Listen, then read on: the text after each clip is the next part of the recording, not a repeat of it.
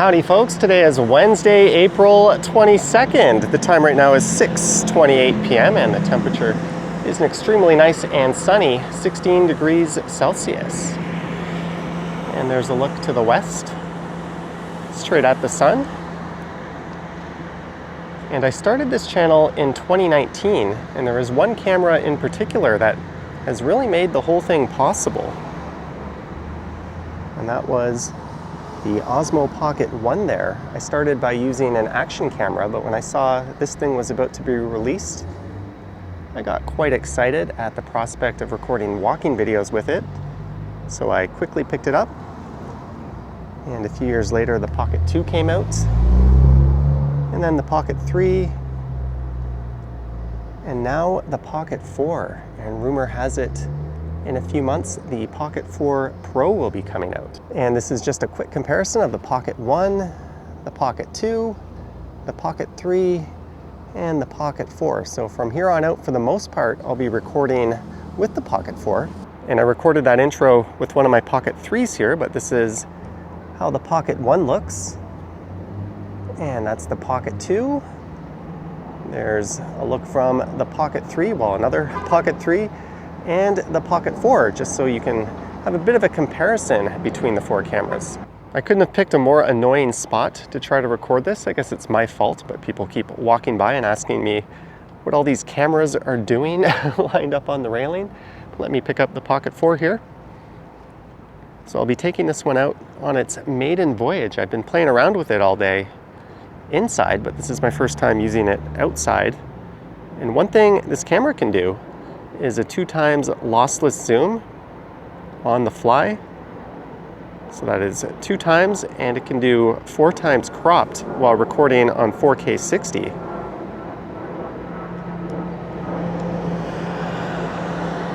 And in comparison, here's the Pocket 3 at 1x.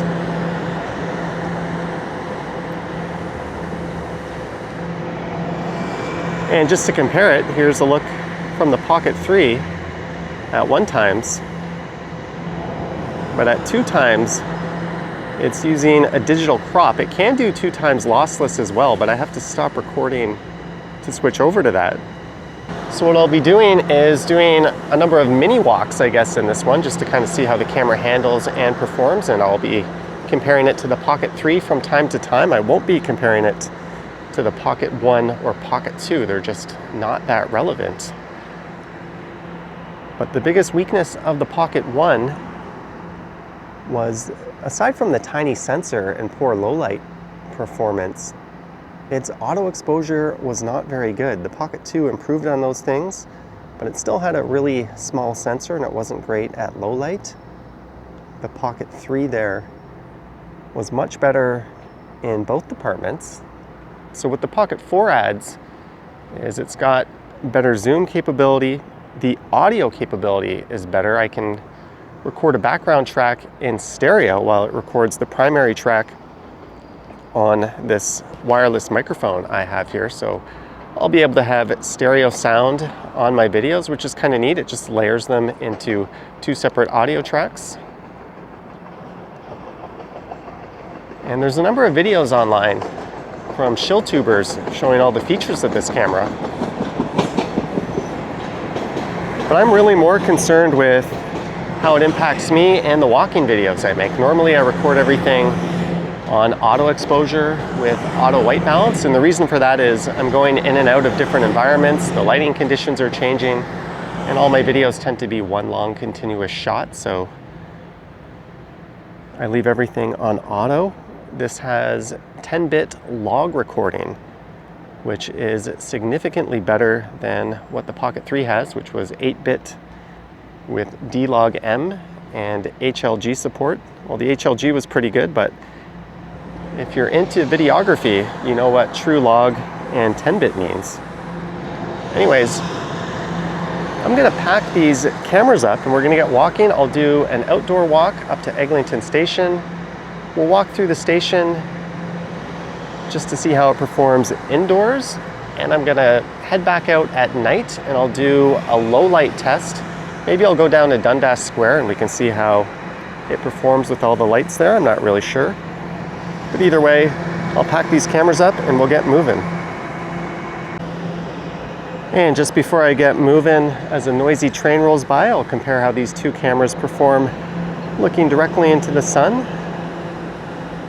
From what I've heard, the Pocket 4 handles bright situations a little better. The Pocket 3 tends to look a little bit hazy.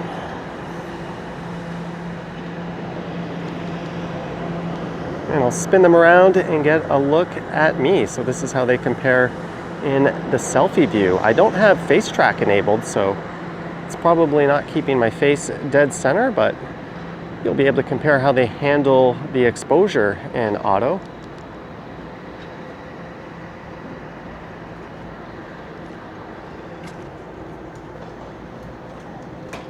And we are moving. The Pocket 4 was $639 Canadian.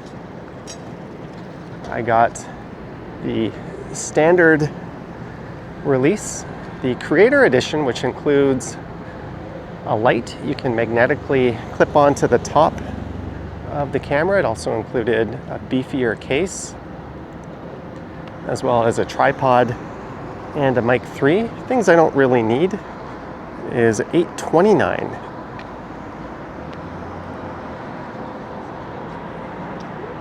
I got these cameras both in tilt lock mode. Let me put them into follow mode.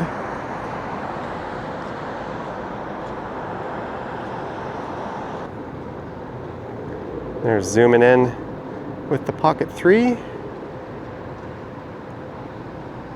and going way in there with the Pocket 4. I have no idea how good this looks. Again, I was only playing around with these at home.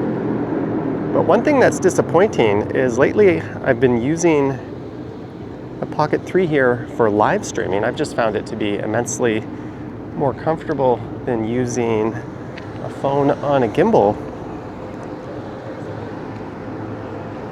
But the Pocket 4 here, I wasn't able to get it streaming through the native DJI Mimo app, either through YouTube or through an RTMP connection. It couldn't initiate either stream, but I was able to get the Pocket 3 to stream under both conditions, but also using my third-party app,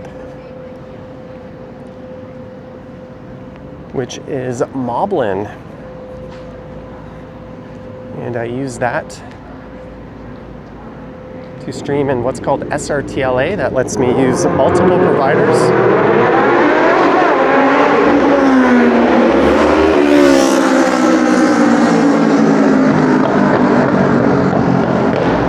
There goes a trio of meat crayons.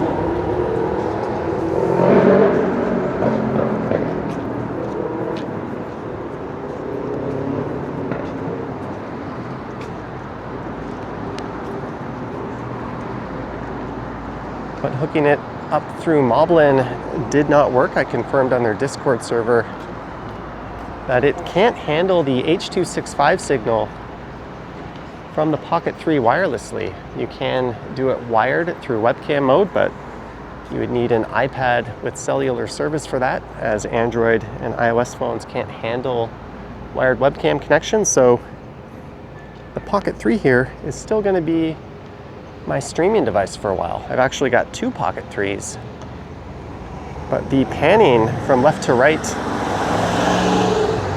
is noticeably jerkier in them. They've just started performing worse and worse with age, to the point that some people have even mentioned it in the comments of videos. And so far I'm finding the handling of the Pocket 4 to be virtually identical. The stick is a little different. It's got a button here which will punch us in 2 times for that lossless zoom right away. And this button here you can customize. I haven't got into that yet. Whoops.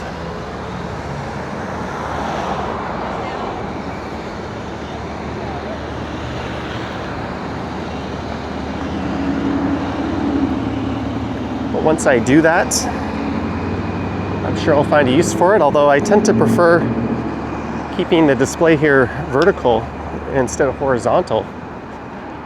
Helps keep the camera a little more discreet and stealthy. By the way, this is the Midtown Yonge and Eglinton neighborhood.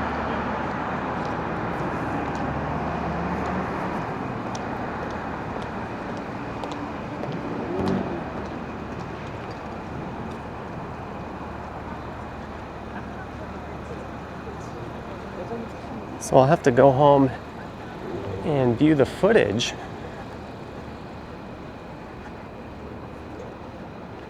But from what I saw within my apartment, just mucking around and trying all the different modes,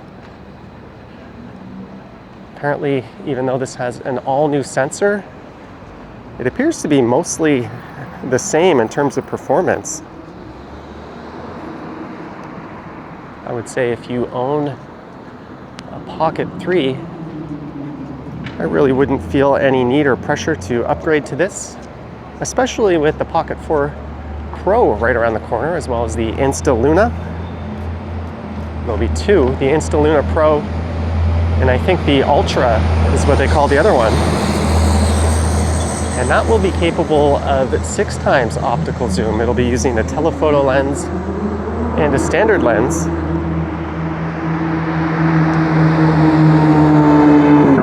That Corvette is giving off Batmobile vibes.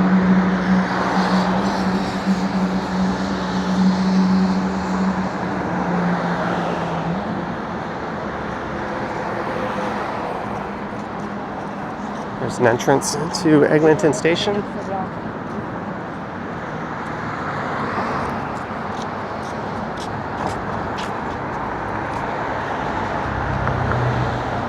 And as for what I think of how it's performing now, when I come back and do the night walk portion of this video, I'll let you know what I thought of this, how it did during the day. It's been kind of a long day. I'm struggling for words, but I think as a vlogging camera, this is probably your best bet at the moment in terms of what's on the market. But again, if you don't care about the mild upgrades to the performance or the improvements to the audio, you're probably better off just saving a few bucks with the Pocket 3 right now. As we head towards Yonge and Eglinton. All right, what I think I'll do is we'll head into the Yonge Eglinton Center and we'll see how it performs indoors.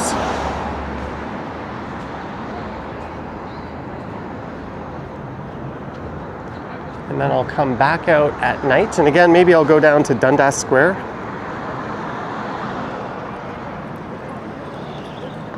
Just because that's all lit up.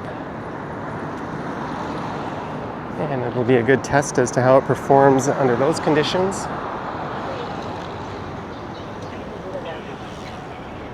I think it's got 2 more stops on the sensor. They both have a 1-inch sensor, but those extra 2 stops should make a lot of difference in its low light performance. And perhaps I'll make a formal review of the Pocket 4.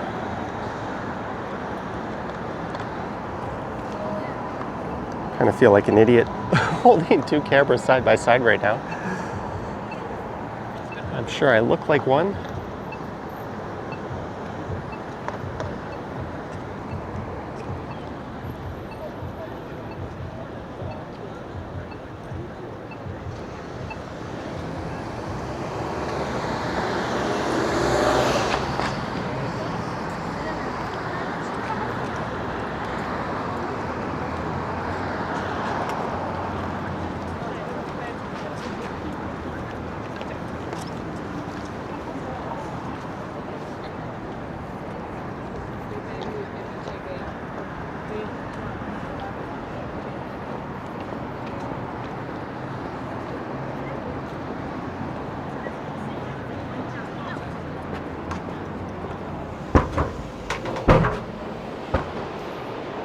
That's the first time the gimbal has wandered off on me.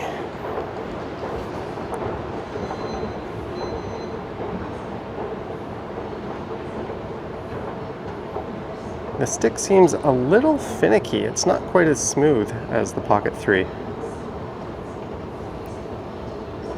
But I forgot to mention, perhaps the beta, or perhaps the best feature of the Pocket 4,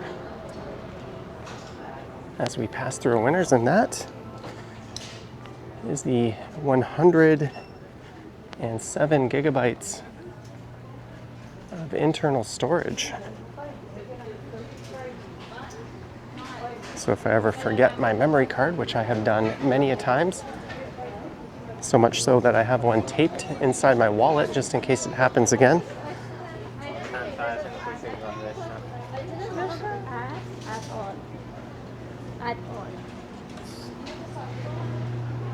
I will still be able to record.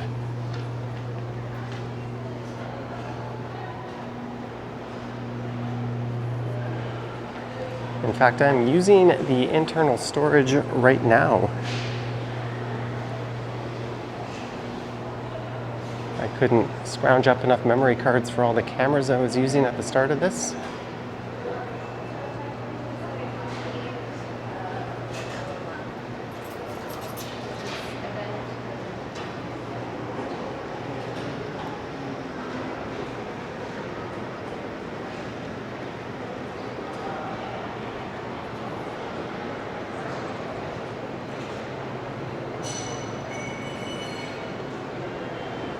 Here, let's test the zoom again.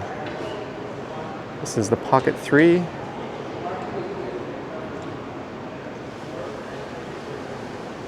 Both on 2 times. The Pocket 4 should be on lossless. And the Pocket 4 can punch into 4 times. Another cool thing the Pocket 4 can do, which maybe I'll try right now, is I think 240 frames per second slow-mo in 4K.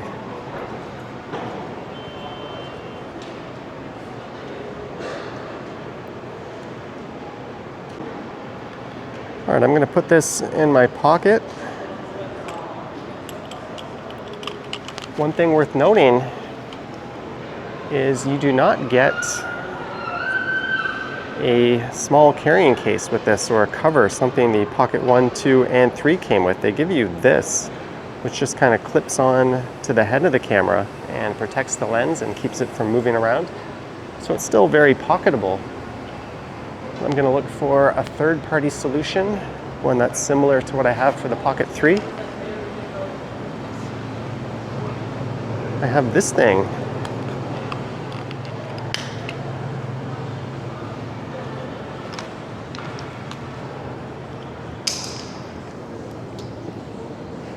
As I drop this, I saw a reviewer, well, not reviewer, more like ShillTuber Potato Jet dropped, or he lost his actually. I want to get a case like this way I can just slide it into my pocket and it's not so bulky.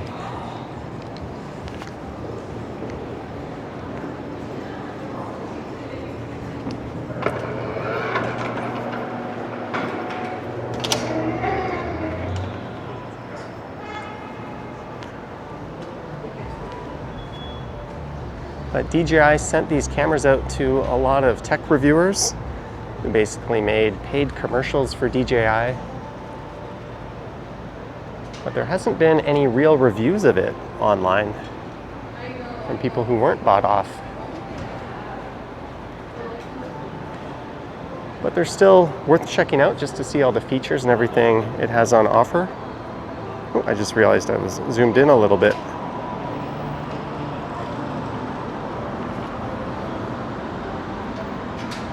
And I am in tilt lock mode. I don't know how that accidentally got locked.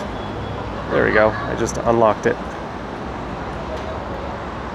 But I'll try to think of anything else to add to this when I head out to record the low light and night portion of this video.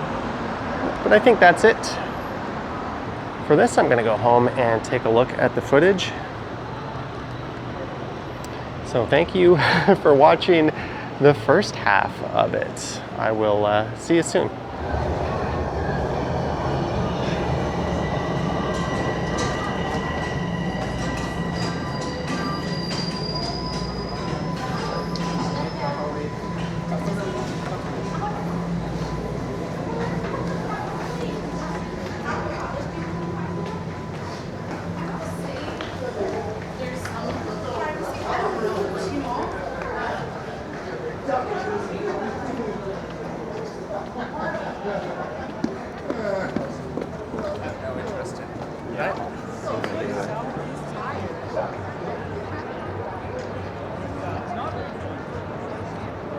It's now 9:30 p.m. and welcome to Dundas Square. There's the Eaton Center across the street. This is the Pocket 4 in 4K 60. Everything on auto, normal color profile.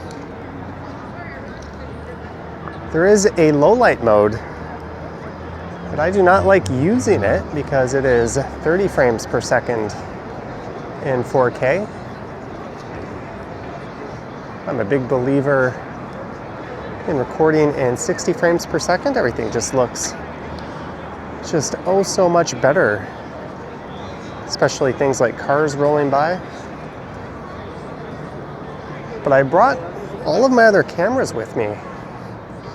So what I'll do is I'll pull them out one by one and I'll show you what it looks like from right here with each of them.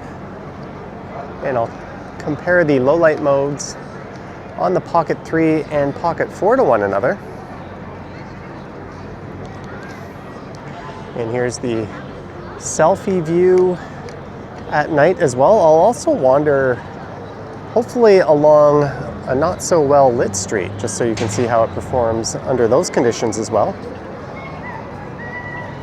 And one thing I didn't do was let you hear the audio straight out of camera. So what I'll do is I will just play each camera as you see and hear it.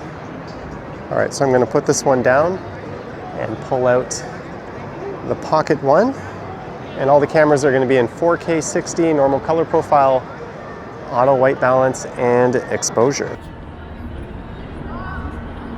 So this is the OG Osmo Pocket 1. Hopefully I don't have my finger covering the microphone. That is something that does happen from time to time with these cameras. As I spin around Dundas Square, and we'll test how the selfie mode looks. There we go. So hopefully this is still somewhat usable, but it just gives you an idea of how far we've come since 2019. And this is the Pocket 2.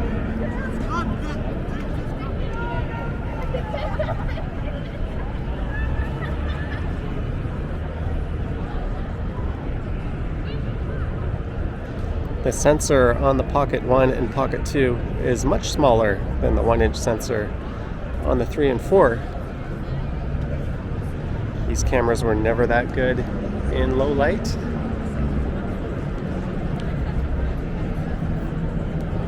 Kid, let me see what I have to see this week. And this is how it looks in selfie mode with the camera flipped around, and it's going to get much better than this when I switch to the Pocket 3 in a second.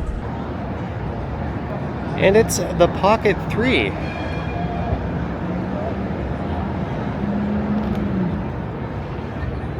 Which I'll test in low light mode in a moment and compare it directly to the Pocket 4.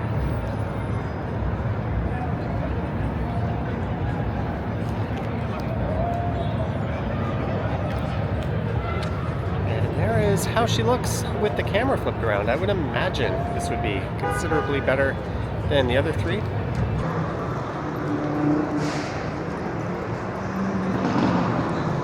That's the Pocket 4 on the right, the Pocket 3 on the left. Just taking in Dundas Square.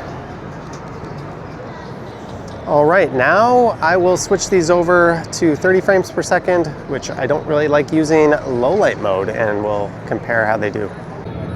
That's the Pocket 4 right there, so you just hit that button, throw it in a low light mode, and it automatically bumps down to 30 frames per second just because there is no 4K 60. So I've got each camera in low light mode.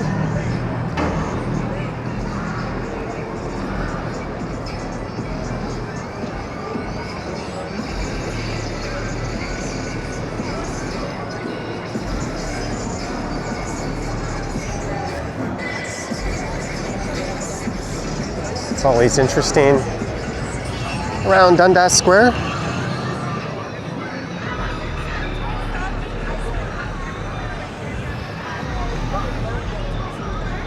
Again, I don't use this mode. I used it a few times, and what I ended up doing was essentially making fake frames with the Pocket 3 low light footage. I interpolated it so it came out 4K 60, and it actually looked really good. I just didn't like the idea of inserting fake frames to smooth things out. But anyways, this is the performance of each camera at 4K 30 in low light mode. This is when they should be looking their absolute best, but not smoothest. And here's how they look with the camera flipped around in selfie mode. Maybe I'll turn around. But you can get an idea as to how they're performing. It looks like the Pocket 4 is exposing things just a little bit better since it does go 2 stops better. That kind of makes sense, but it might just be such a minor difference or really something that is purely subjective. I don't know. I just wanted to show you how both cameras look. And we are back in 4K 60 on each of the cameras. I just wanted to test the nighttime zooming capabilities, so I'm going to crank them both up here.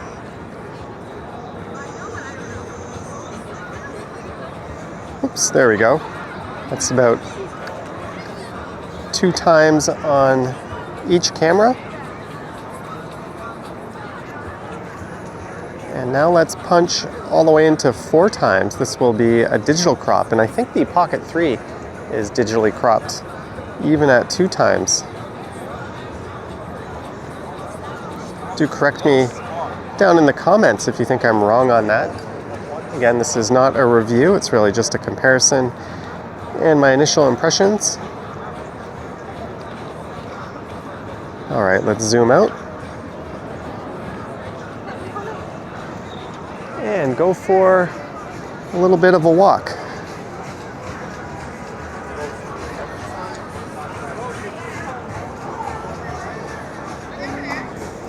I already covered the indoor performance in a mall-like environment. Some interesting dancing going on over there.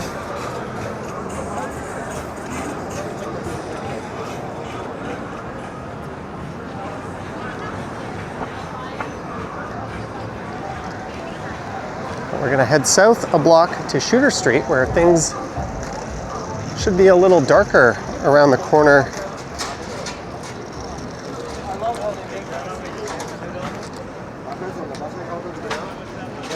When I get to Shooter, maybe I'll walk over to Victoria Street.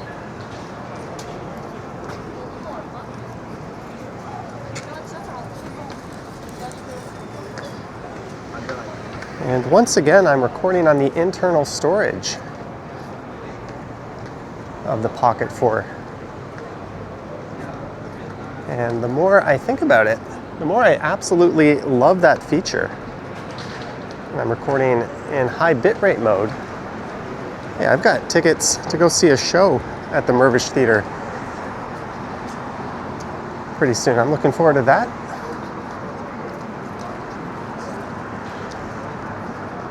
But looking at the footage when I got home, it was clear their normal color profiles were relatively close to one another, but they weren't exactly the same. And in that selfie shot I was doing near the start of the video with the sun in the background, the Pocket 4 did a much better job of picking up the sun. The Pocket 3 just kind of blew it out.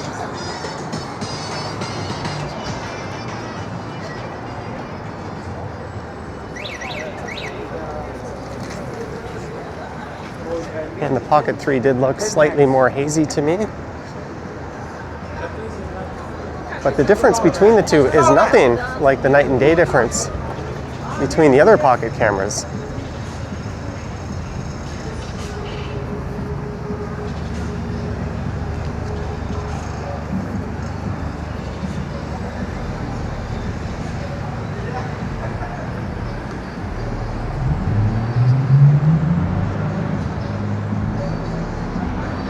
And I was watching a preview of the Insta Luna Ultra, which goes up to 6 times lossless in its zoom. And that looks significantly better than the Pocket 4 does with its 4 times 4K digital zoom. What's this guy doing?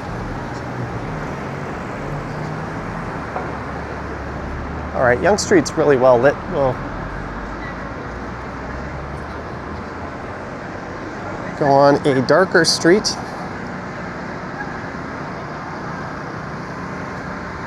I'll make a right onto Victoria Street up here, and that'll give us a better idea of how this will perform in normal low light conditions.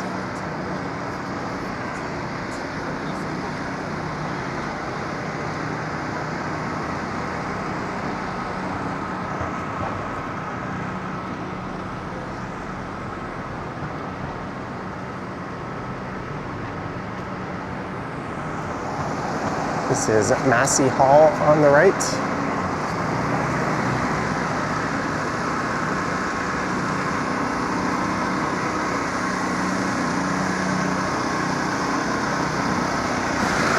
But do let me know down in the comments what your thoughts are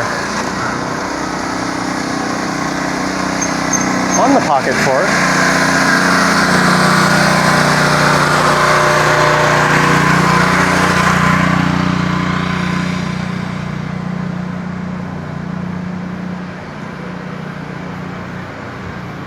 This is southbound Victoria Street. Like I was mentioning earlier, a lot of the tech reviewers were getting this camera free in exchange for basically making an advertisement for DJI. There was very little in the way of criticisms or things pointed out that were negative. I would say the biggest negative is it's simply not a huge upgrade over the 3. If you have the 3 and you're happy with it, based on what I've seen, I think my initial feeling was right. I wouldn't necessarily recommend upgrading. If you're a full-time walktuber like me and you go through these cameras like candy just because you're using them in the freezing cold.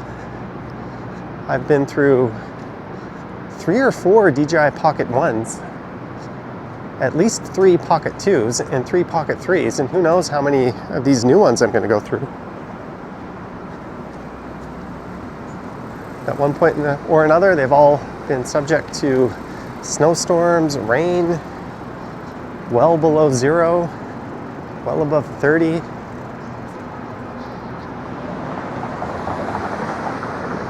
And a few of them have had sand in their gimbal mechanisms at one point.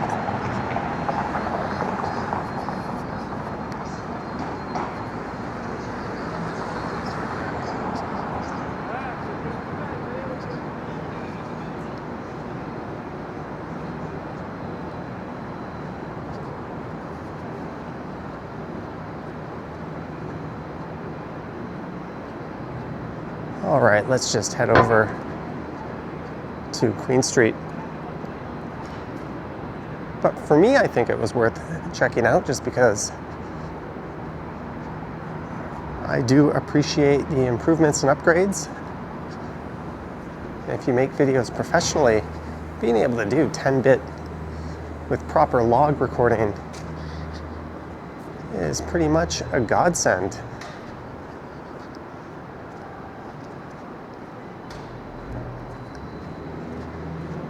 But one thing DJI doesn't do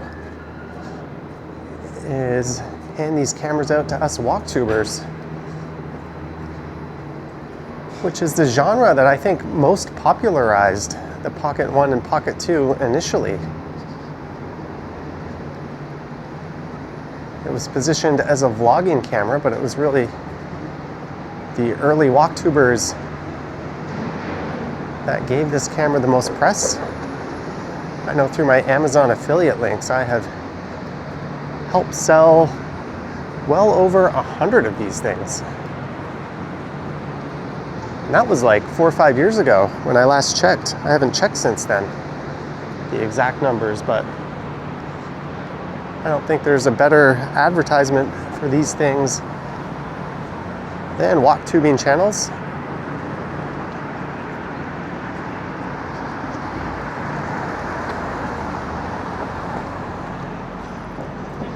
All right, I'm gonna turn the Pocket 3 off.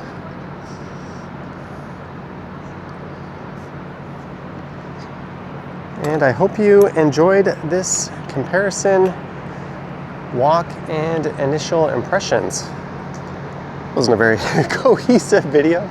I was kind of all over the place, but hey man, you get what you pay for. And I will definitely be checking out the Pocket 4 Pro and the Insta Luna Ultra. I'm gonna pass on the Luna Pro, which is just the single lens version. And of course, I'll let the viewers of this channel know if the live streaming situation gets sorted out. But I would say if you have a Pocket 1 or Pocket 2 and you use them fairly often, this would be a solid upgrade. If you don't have a wireless mic, consider the Creative combo. But if you have a Pocket 3 and you're not cranking out hundreds of videos a year like I am, I would probably just stay with the Pocket 3. Or at least wait until the 4 is out. Oh, one more thing. I mentioned earlier that I could record my mono audio track with the wireless microphone and layer that over the stereo audio. Well, stupid me was not able to figure that out, so that's something I'm gonna have to look into. I don't know where I heard about that feature, but it made a lot of sense since it builds the backup track now right into your video file, which is kind of cool, but I still have to figure that out. But anywho's, I'm gonna go home, edit this damn video together, get it up on the channel for tomorrow, and hopefully stream tomorrow afternoon at some point. Thank you so much for watching. Hope you enjoyed it. Let me know your thoughts and comments down below, and I will catch you on the next one. Yoink.